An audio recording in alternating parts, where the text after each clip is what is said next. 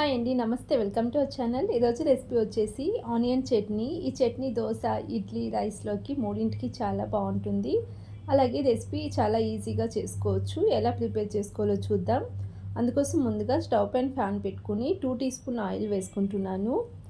Oil కొద్దిగా heat అయిన తర్వాత 1 టీ స్పూన్ శనగపప్పు, 1 టీ స్పూన్ మినపప్పును వేసుకొని లో ఫ్లేమ్‌లోనే ఒక 2 నిమిషాల పాటు ఫ్రై చేసుకోండి. అలాగే 3 ఎండుమిర్చిని తుంచి వేసుకుంటున్నాను. ఇవి కలర్ కోసం వేసుకుంటున్నాను అంతే అండి. కారం ఉండవు. అందుకని మరొక 4 ఎండుమిర్చిని వేసుకుంటున్నాను. అలాగే 1/4 టీ స్పూన్ జీలకర్ర వేసుకోండి. అలాగే 5, 6 వెల్లుల్లిపాయలను కూడా వేసుకొని మిక్స్ చేసుకోండి. లో ఫ్లేమ్‌లోనే ఫ్రై చేసుకోవాలి. అలాగే 3 మీడియం సైజ్ ఉల్లిపాయలను ఈ విధంగా కట్ చేసి వేసుకుంటున్నాను. మీ చట్నీ కొంచెం ఎక్కువగా కావాలి అనుకుంటే మరొక 2 ఉల్లిపాయలైనా వేసుకోవచ్చు. తర్వాత కొద్దిగా చింతపండు వేసుకుంటున్నాను. అలాగే రుచికి సరిపడా సాల్ట్ ఇక్కడే వేసుకోండి.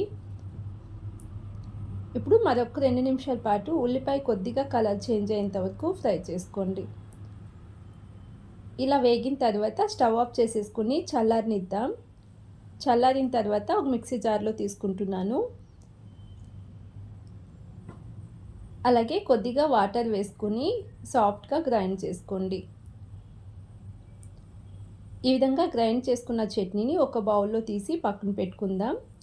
ఇప్పుడు పోపు కోసం స్టవ్ పైన ప్యాన్ పెట్టుకొని 1 టీ స్పూన్ ఆయిల్ వేసుకుంటున్నాను. అలాగే కొద్దిగా శనగపప్పు, కొద్దిగా మినపప్పు వేసుకోవాలి. అలాగే కొద్దిగా ఆవాలు, జీలకర్రను కూడా వేసుకొని కొద్దిగా కరివేపాకు వేసుకుంటున్నాను. మూత పెట్టి ఫ్రై చేసుకోండి.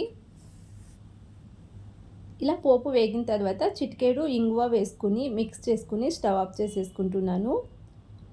స్టవ్ ఆఫ్ చేసిన తర్వాత చట్నీ వేసుకోవాలి. ఈ చట్నీ వేసుకొని ఒకసారి బాగా మిక్స్ చేసుకుని ఒక బౌల్‌లో సర్వ్ చేసుకుంటే ఆనియన్ చట్నీ రెడీ అండి. చూసారు కదా ఎంత ఈజీగా చేసుకోవచ్చు. ఎప్పుడైనా వంట చేసే టైం లేనప్పుడు రైస్‌లో కూడా ఈ విధంగా చట్నీ చేసుకోండి. చాలా టేస్టీగా ఉంటుంది. అలాగే ఇలాంటి ఈజీ రెసిపీస్ కోసం ప్లీజ్ ఛానల్‌ని సబ్స్క్రైబ్ చేసుకోండి.